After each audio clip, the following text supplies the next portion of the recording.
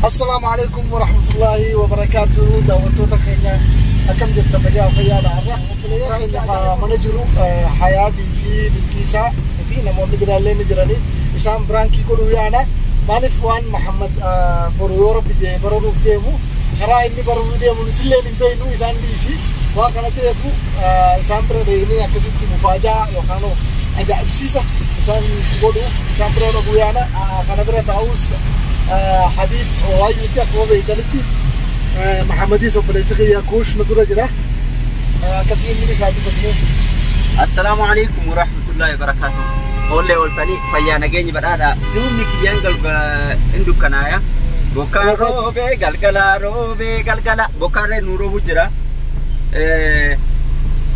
جرام يملو ديما أنا نانجل لي محمدي نورا يملو ديما بريو ربي جدي يملا إسا يملا نجار ربي هاقولو إني فانا إنتلا فانا روبا كجا إنسان غربا فانا روبا ربي هاقولو تم فادا جيدا أرجيت تفانا كابنا جاني إن شاء الله ربي ورسني إسانا تا إسو يا دا مراد إسا اللي ربي هاقوتو أكس مور إسا وجين هريوتا كينا كنكا ياسين ياسين أورو صفوان إسا فيكا إسا فكاتن هدو وانجرانيف ربي كرا إملا دويدا لكو هاقولو بجنة أما فرانكي ديكو إسي ودلقوا في ديمنا إبسا أكسمس حياتي في بالكيس مناجراني يو كان نورفو تاي مصطفى اسماعيل جيتشو سانرت وادي كوفرنا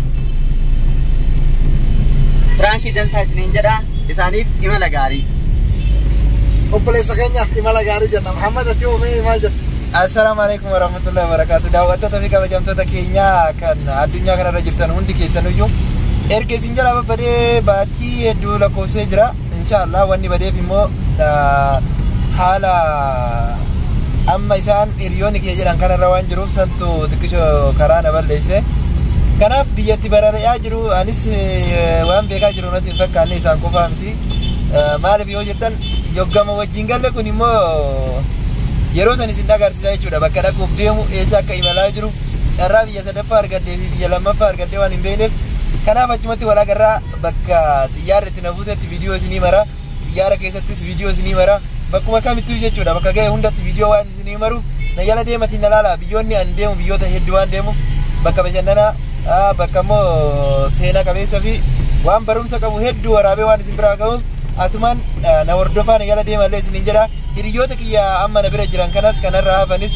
keessatti warra na bira jiran kana jechuudha galata isaanii akka jedhee ibsuu hin beeku isina kanaaf galateeffatan fedha garam yoo jettan karaa chaanala isaaniitiin seentanii subscribe gochuuf share gochuu jajjabeessuun akka bira naaf dhaabatan maaliif imala kiyya ka guyyaa boruu kanarratti jechuudha akka inni naaf milkaa'u hanga sa'a kana jechuudha na bira jiranii amma galgalaaf deemaa jira kanaaf galgalaaf waan deemaa jiruuf hanga sa'a kana na bira jiranii isin immoo bira naaf dhaabbadhaa naaf jajjabeessaa isiniin jedha arra nuti qaaman gargar baanus onneen ta'e immoo wal bira waan jirtuuf walitti deebinaa hiriyoon xiyyaasa akkana yala gaddan hin fedhu gammachuun isaan guyyaa irraa na duuba dabarsan hedduu natti tola waan ta'eef kanaaf natti tola inshaallah piraanki akkuma isaan jedhan piraanki isa irratti wal agarraa turtiin keessan nu wajjin haa ta'u assalaamu alaikum warahmatullaahi wabarakaatuh.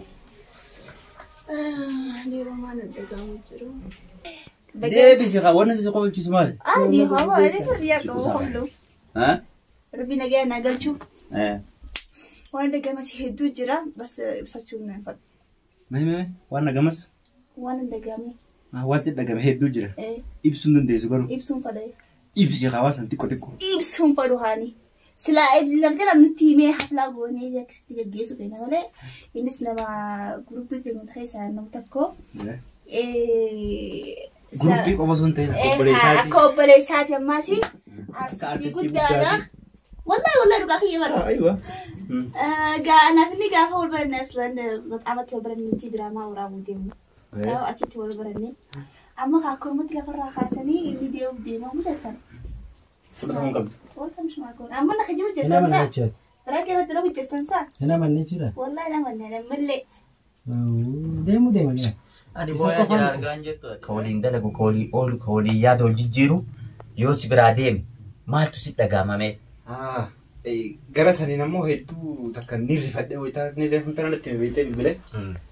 Ammoo inni gara biyyaa ka'uudhaafan hedduun gammade maaliif namni kun wayitaa nama bakka qabu jechuudha. Ayyee anis kanaafuu waan dafee yeroo gabaabtuu keessatti biyya galuu barbaadu. Lammiin teenya karaa kana dhufteeti Yaman kana keessatti rakkatu jirti hedduu.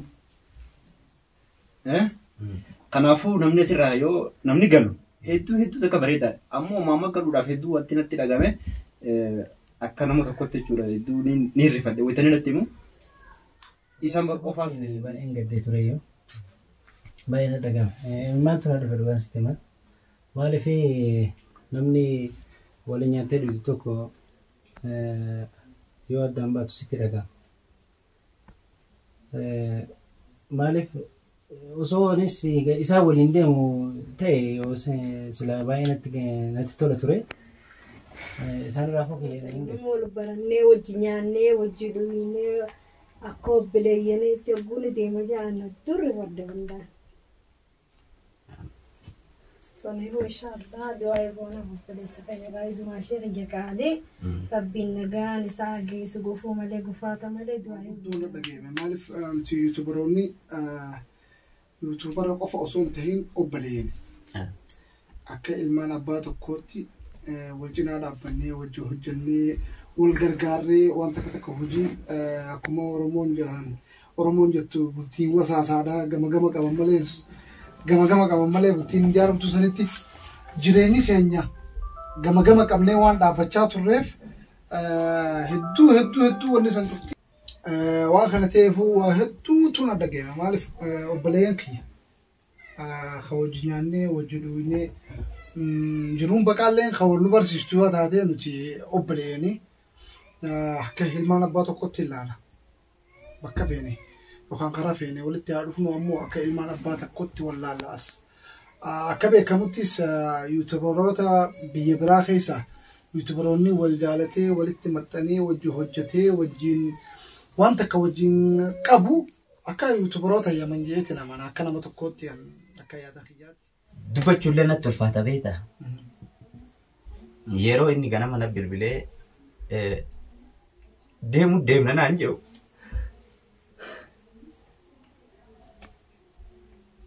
Ni rifadhee wallaahi taa'ee booda.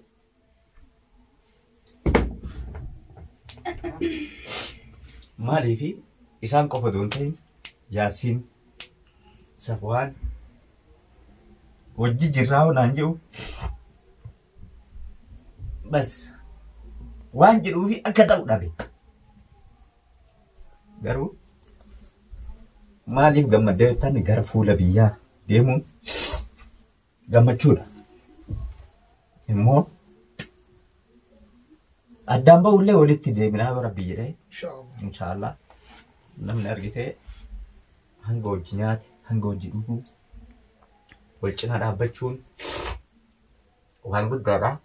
Maali fakkeenyaaf yuutubaroonni Yaman kan jiran kun akka waan rabbi wal filatee walitti fideeti.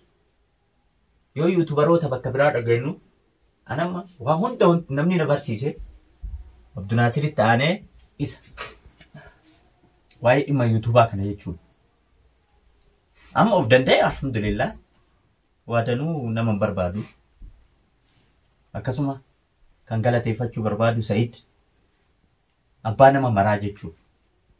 Yoo bakka biraa yuutubaroota biyya biraa jiran dhageenyu tarkaanfachuuf maallaqa si gaafatanii jiran. Taatota taatee dalaguuf maallaqa si gaafatanii jiran. Kun immoo akkasii miti.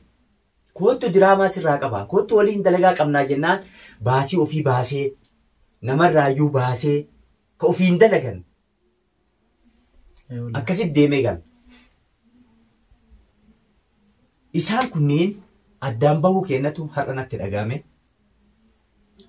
Maali kaayoo walitti dhufnee kaayoo aartii guddisuuf akka jirrutti biyya caccabdee tana keessatti dhugaa dubbachuudha kana argataalee jechuudha. Kaleessa dhingada galgala bilbilanii dhingada galgala yookaan bilbilan akkanan seene dhaqeetumaan waan baatii lama akkana yookiin baatii takkaaf cinaa waan turu se'ee tureyyuu guyyaa kaleessaan fuudhaniitiin yoo duunnee waan hunda xumurru baay'ee nu rifachiisa. Maaliifuu guyyaa tokko booda ni barartan nun jennaan. Wallahi gadda hedduutti natti dhagamee rifannoota yeroo san rifadhe dubbachuu hin danda'u. Maaliif tokkoffaa waliigalatti jechuudha hiriyootni teenya warreen as magaalaa kanatti wal barree yuutuuba wajjin dalaynu san malees jechuudha warreen wajjin hin dalaynis ka jaalala hedduu waliin qabnu hedduutu jira jechuudha. Maaliif namoonni biyya baqaa kana keessatti jechuudha namoonni biyya kana jiran hedduu wal jaalatanii akkuma miskiinummaan jirtu sanatti jechuudha waanuma qaban addaan qoodatanii jiraatan jechuudha. Ana wanna guddaa jechuudha qabeenya qabaataniitiin wal jibburra qabeenya dhabaniitiin jaalalaan yoo wajjin jiraatan hedduu nama gammachiisa.